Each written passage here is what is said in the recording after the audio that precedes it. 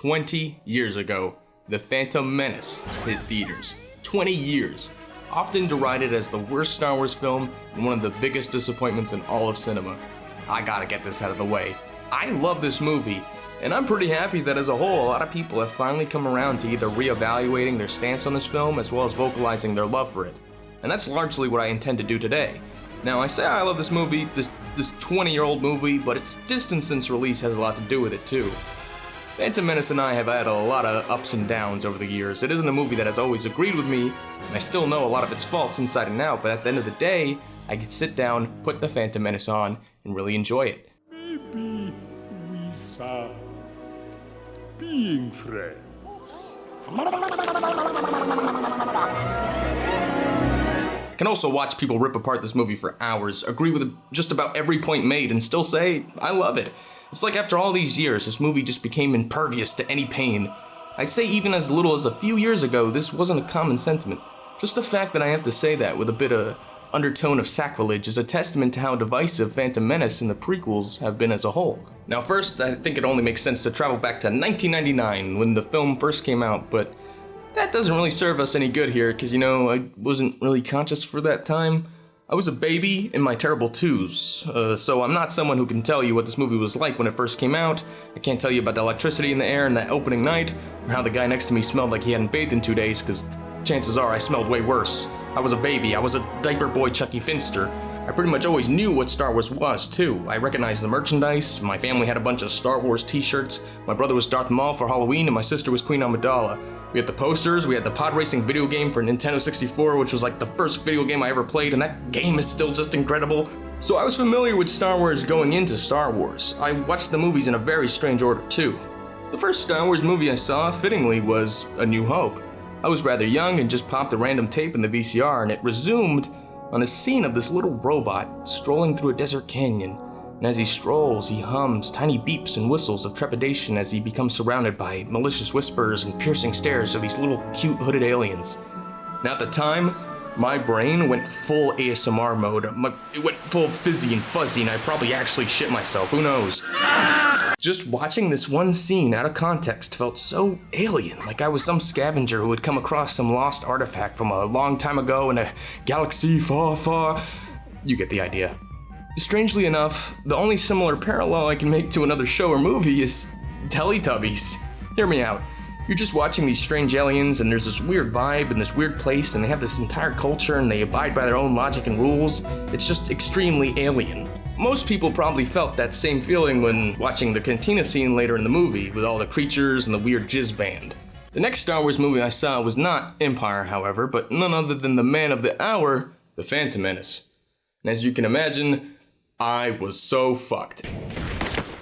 Oh yeah! Look at you! You was popping all that good shit a second ago, then you got kicked in your chest! I was like, what is all this? It immediately opened the floodgates to what Star Wars can be. It was expansive and vast, but it wasn't completely confusing like some of you may think. I was young, and of course I didn't understand any of these scenes. I still had trouble making sense of some things in this movie, but I could generally follow the plot. It still had to be explained to me what I was watching took place years and years before A New Hope.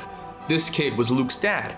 This guy wasn't Darth Vader, or related to Vader in any way save for the religious practice. And this movie was very different than the other Star Wars film I knew. Wait, so this movie is the first one, but technically also not the first one? Why release them out of order?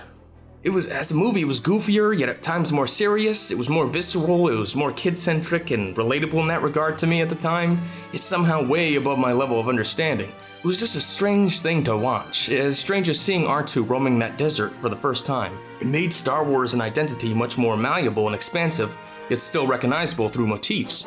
Again, the mentor figure is slain, the space station gets exploded, and cue victory celebration with strange energy ball. The order I saw the rest of the films was Episode 2, Episode 5, Episode 6, and then finally Episode 3 when it hit theaters. And no, sadly, the I am your father moment got spoiled for me by literally every TV show on television spoofing it so damn heavily. Butch Hartman.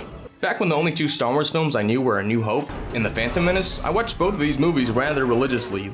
Looking back at The Phantom Menace, it's usually regarded as an unnecessary film, and that's hard to argue against.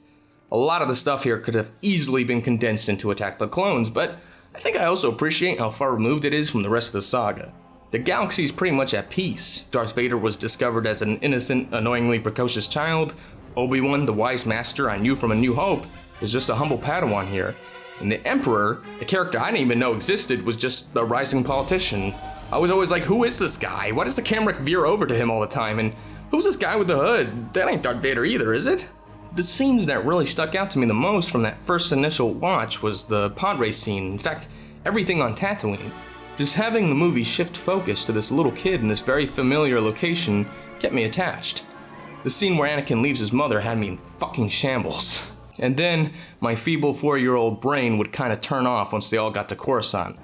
I just never understood what was going on during any of these scenes. This is outrageous! I object to the Senator's statement. This attack on our region now. Right here with the taxation rate. New leadership is needed. This is outrageous! I object! Delegate from the Trade Federation.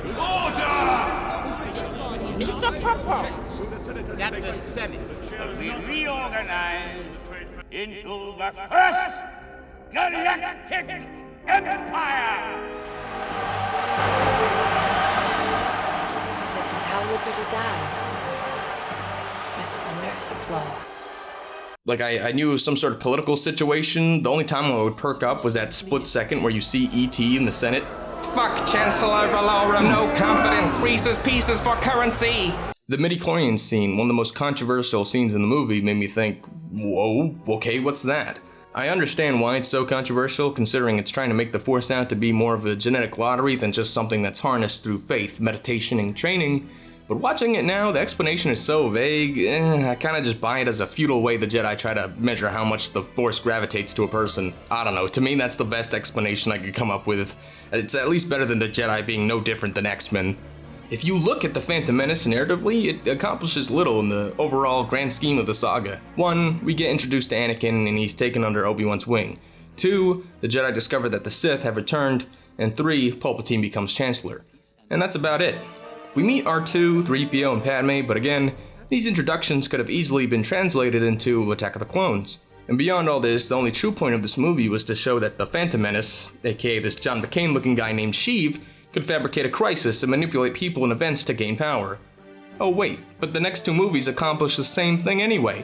So Lucas must have felt like each facet of the Star Wars saga needed a very formal introduction and a peaceful time for the galaxy. It's hard not to see this film as a missed opportunity though. I think most would definitely agree what we got was probably not the strongest choice for an episode 1 in a 6-film saga. Growing up, I eventually started to hear just how reviled Phantom Menace was. It went from this glow up here in your heart, and then it descended, and then it went down, and then it just shat here, right? The earliest time I remember encountering any disdain for these movies was at a young age, sometime around when Attack of the Clones was coming out. I was at a Hollywood video, and little kid Junko asked the guy at the counter, "Hi, do you have any Star Wars?" And he said, "Which one? The originals or those newer ones?" Eventually, I clarified I was looking for the ones with Luke in them because at the time, I still hadn't seen Empire Strikes Back. But sadly, the only Star Wars movie they had was The Phantom Menace, the one I had already seen. The employee said, "Yeah, sorry about that. I think the old ones are way better too." So yeah, that was the first time I understood there existed a rift regarding what Star Wars movies people liked. To me, Star Wars was just all one experience, divided into chapters. Eventually, as I got older though, I started to reevaluate the prequels. Oh yeah, I guess they were silly and disappointing and had a lot of dumb moments. But think about it, how could I be disappointed in something I had already loved so much? Again, I was never part of all that initial hype. With The Phantom Menace, I appreciate how much it expanded the Star Wars universe, its art direction, and even a lot of its creative decisions. I like Qui-Gon as a character, a Jedi willing to bend the rules a bit, yet still wise. I like the idea of Anakin being a slave. I think thematically it fits his character really well. A slave to a space tapir with wings, a slave to his emotions, a slave to the Jedi Order, a slave to the dark side and Emperor Palpatine. You can argue that the execution wasn't always the best, but damn, for a story that spans over so many films created over so many years, I think it's pretty miraculous how well it's shaped up. And finally, I just love watching this movie. Maybe because of how distant it is from the rest of the prequel trilogy, it's just like a fun, lighthearted sci-fi adventure relative to the darker tone of the next 2 movies. I think a lot of the backlash toward this film was way overblown, to the point where it was just shameful. Ahmed Best, the actor who did an incredible job bringing Jar Jar Binks to life, recently released a confessional about how the harsh reaction to Phantom Menace almost drove him to suicide. Jake Lloyd, the child actor behind Anakin, very sadly has been dealing with a lot of mental health issues, and growing up attached to the role wasn't kind to him. He was bullied and ridiculed even by the film industry. The Razzie Awards even nominated him as Worst Supporting Actor. What a bunch of assholes. What kind of group of adults gather together and say, yeah kid, you're a terrible actor, your performance sucked? He was 9 years old. Fuck these guys. No matter how much you dislike a movie, you should never start harassing the people who brought the characters to life. That's just cruel. I'm still angry about the way they treated Jake Lloyd. He was only 10 years old, that boy, and he did exactly what George wanted him to do.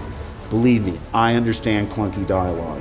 On a lighter note, memes have a lot to do with the renewed appreciation for the prequels too. Removed from all the hype of their original release, people are starting to enjoy these movies for what they were and value it for its complexity, sense of scale, and goofiness. Even as a kid, I loved making fun of these movies, questioning all of its silly moments. They were just fun to watch, fun to make fun of, fun to reenact. A lot of people who grew up with these films, such as myself, are finally old enough to vocalize just how much they value them.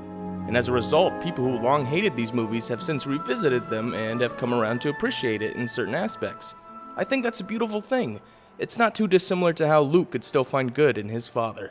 At the 20th anniversary panel for Phantom Menace at the Star Wars Celebration this year, George Lucas gave a heartwarming video message describing the movie as one of his favorites and expressing his love for the fans of Episode 1.